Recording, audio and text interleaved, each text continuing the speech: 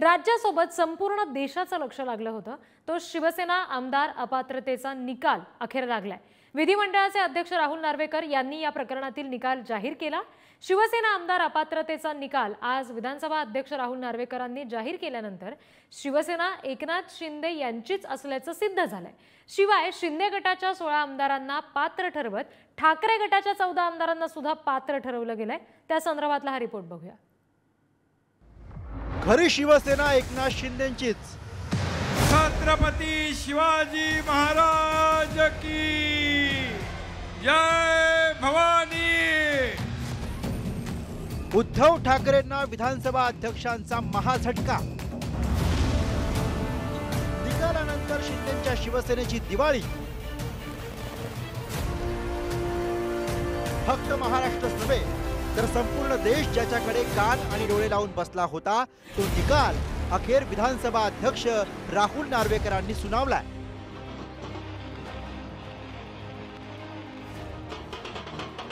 आणि या निकालानंतर उद्धव ठाकरेंना महाझटका बसलाय, तर मुख्यमंत्री एकनाथ शिंदेंसह त्यांच्या समर्थक आमदारांना मोठा दिलासा मिळालाय। शिंदेंची शिवसेना हीच खरी शिवसेना असल्याचा निकाल विधानसभा अध्यक्ष राहुल नार्वेकर यांनी दिलाय। खरं तर हा निकाल देत असताना त्यांनी शिवसेनेच्या पक्षघटनेवर सुद्धा बोट ठेवले। त्यांनी असं म्हटलंय की 2018 सालची जी पक्षघटना आहे ती नियमांनुसार नाही आणि त्यामुळेच 1999 सालच्या पक्षघटनेनुसार त्यांनी हा निकाल दिलाय। तर एकनाथ शिंदे यांची गटनेतेपदी झालेली निवड ही सुद्धा वैध असल्याचं राहुल नार्वेकर यांनी म्हटलंय। ज्याप्रमाणे गटनेता कोण यावरच शिवसेना कोणाची हे अवलंबून होतं, त्याचप्रमाणे आमदार अपात्र पात्रतेचा निर्णय हा देखील व्हीप कोणाचा आहे यावर सर्व अवलंबून होतं। मात्र व्हीप हा शिंदेंच्या शिवसेनेचे भरत गोगावले यांचा हा व्हीप वैध असल्याचं अध्यक्ष राहुल नार्वेकर यांनी म्हटल्यानंतर शिंदेंच्या शिवसेनेचे 16च्या 16 आमदार पात्र तर ठरले, त्याचबरोबर मुख्यमंत्री एकनाथ शिंदे यांची खुर्ची देखील वाचलेली पाहायला मिळत आहे। शिवसेना कोणाची या प्रश्नाचं उत्तर देताना विधानसभा अध्यक्ष राहुल नार्वेकर यांनी थेट मोठ्या मुद्द्यालाच हात घातला। सगळ्यात महत्त्वाचं जर पाहिलं ते 1999ची जी शिवसेनेची घटना आहे, या घटनेत शिवसेना प्रमुख हे पद आहे, तर त्यानंतर घटना दुरुस्ती झाली आणि 2018च्या घटनेत शिवसेना पक्षप्रमुख असं पद आहे। पण थेट विधानसभा अध्यक्ष राहुल नार्वेकर यांनी 2018ची शिवसेनेची घटना जी आहे ती अमान्य केली। त्यामुळे एकंदरीत उद्धव ठाकरे यांचं शिवसेना पक्षप्रमुख हे पद अप्रत्यक्षरित्या अमान्य झालेलं आहे। त्यामुळे उद्धव ठाकरे यांना पक्षातून कोणालाही काढण्याचा अधिकार नाही असंही त्यांनी म्हटलेलं आहे। शिंदे गटाचे आमदार पात्र ठरले तर ठाकरेंच्या शिवसेनेचे आमदार अपात्र ठरतील असा अंदाज सर्वांनीच लावला होता। मात्र राहुल नार्वेकरांनी उद्धव ठाकरेंसोबत राहिलेल्या आमदारांनाही पात्र ठरवले।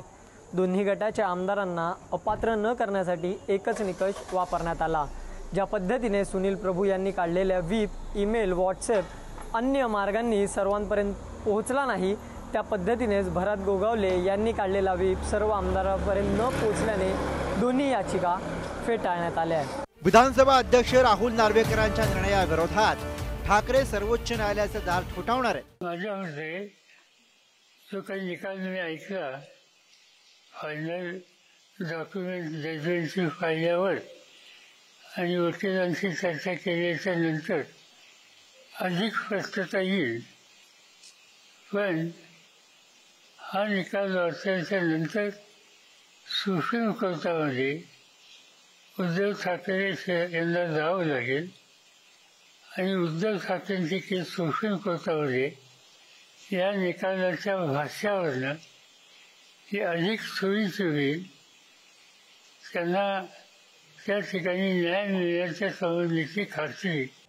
जून 2022 मध्ये सुरू झालेला शिवसेनेतला सत्ता संघर्ष विधानसभा अध्यक्षांच्या कोर्टात तरी निकाली निघाला। आता सुप्रीम कोर्टातील पुढच्या सुनावणीच्या रूपात या सत्ता संघर्षाचा सिक्वेल सुरू होईल। तुर्तास तरी शिवसेना हे पक्षनाम, धनुष्यबाण हे पक्षचिन्ह एकनाथ शिंदेंकडे आहे। तसंच पात्र अपात्रतेचा सामना सुद्धा एकनाथ शिंदेंनी जिंकलाय। त्यामुळे लवकरच होणाऱ्या निवडणुकांमध्ये शिंदेंचं पारडं ठाकरेंपेक्षा जड आहे असं म्हणायला हरकत नाहीये। रक्ताचं नातं सांगणाऱ्यांनीच बाळासाहेबांच्या विचाराचा गळा घोटलाय। निवडणूक आयोगाने शिवसेना एकनाथ शिंदेंना दिली आहे। हिंदुत्वाची बेईमानी कोणी केली? तुम्ही केली. एक झटका दिला, त्याचा साक्षीदार माझ्यापेक्षा दुसरा कोण असू शकतो? ब्युरो रिपोर्ट, पुढारी न्यूज, मुंबई.